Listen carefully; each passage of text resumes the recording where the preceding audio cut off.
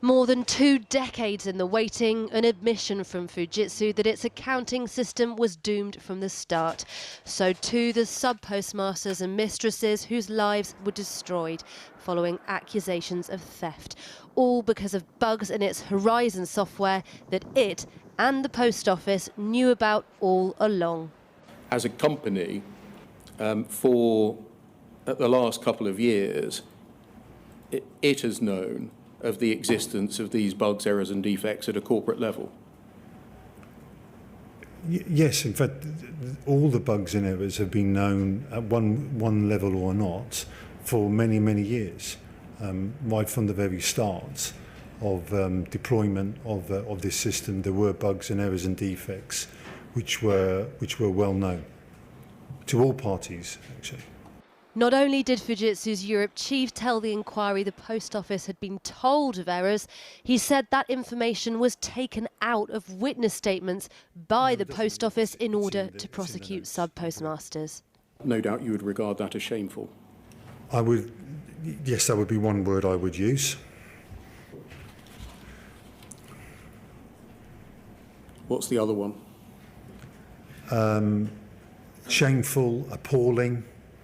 My understanding of how our laws work in this country, that all of the evidence should have been put in front of the sub-postmaster, that the post office was relying on to prosecute them. Today we heard that Fujitsu had identified several bugs in the system from the very beginning.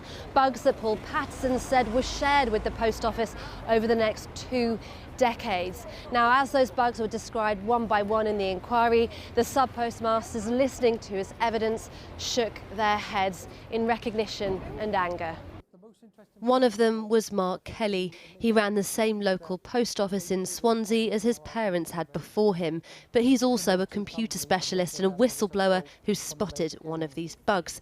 His warnings were ignored. He was accused of stealing by the post office, lost his job, home, and was hospitalised after a mental health breakdown. How frustrating was it to know that information for fact and not be able to speak about it publicly, for it to be suppressed?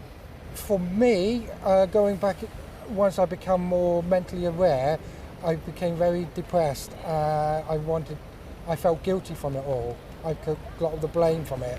I felt, I don't know if I can say it, suicidal from it. Fujitsu has apologised for its flawed system and the flawed data it produced for the post office's prosecutions, more than 900 of them. When asked why it took until this week to promise compensation, Paul Patterson said Fujitsu had let the sub-postmasters and society down, that it had a moral obligation to pay, one so long in the waiting. Well, earlier I spoke to Ian Henderson from Second Sight Forensic Accountants, who were called in by the post office to investigate. They uncovered all sorts of issues back in 2015, including system flaws and prosecutions which appeared to be motivated by recovering losses, all claims rejected by the post office, which by then had terminated their contract. Well, I started by asking Mr. Henderson what first alerted him to what was happening to the sub-postmasters. As soon as we realised that sub-postmasters were not in control of their own branch accounts and that a third party, in this case post office or Fujitsu, could directly manipulate the data and recover losses from sub-postmasters for which they were not responsible. And armed with that knowledge, just as a human being, let alone as a forensic accountant, why didn't you just shout it from the rooftops? We were subject to a non-disclosure agreement with Post Office. We were allowed to talk to MPs. And you still are? And we still are. So I'm limited in what I can say. I can only talk about what's in the public domain. But we were very frank with members of Parliament. We had a number of meetings with members of Parliament. Unfortunately, a lot of our disclosure was in February, March 2015, which was only a few months before a general election. And therefore MPs were perhaps not as effective as they could have been. They had to focus on other matters. Now, you ended up having your contract terminated by the post office. You were sacked. Yes. Why? We got too close to discovering matters that were likely to embarrass Post Office. The truth? The truth. I mean, we were starting to look at suspense accounts. We were starting to look at balances that had been taken to the profit of Post Office. And we felt that at least part of those balances may be due to sub-postmasters, so that in effect, Post Office was benefiting from the funds that they were recovering from sub-postmasters. Is it not just one massive cover-up by the Post Office? It certainly has a lot of those characteristics. Those characteristics being in terms of your personal professional experience. You deal with people all the time. This must have been a completely different order. The discussion I had with, and I had many discussions over a number of weeks with Post Office, their main focus was on protecting the brand. They were very proud of the fact that Post Office had been in existence for 400 years. It was the nation's most trusted brand, and so on, were stories that they were constantly telling us about. I felt that there was a cover-up within Post Office. They wanted to shut us down. They wanted to shut down the interests of MPs. They wanted to prevent the truth coming out. You said, look, there is a problem with this system. There is a problem. It doesn't work. You looked them in the eye. What did they say?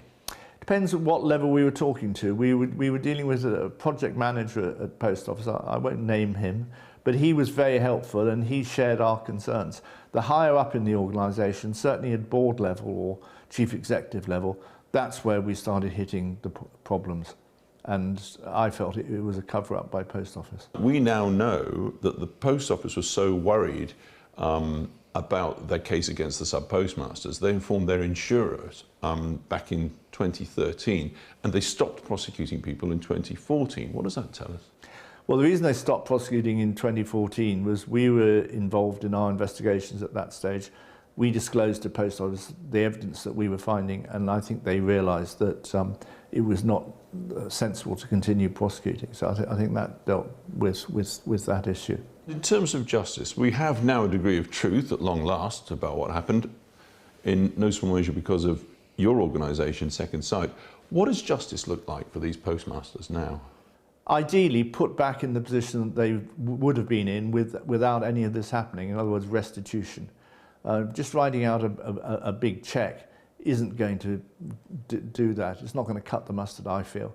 Certainly talking to individual sub-postmasters, you know, they've gone through hell. They've you know, lost relationships, lost family members.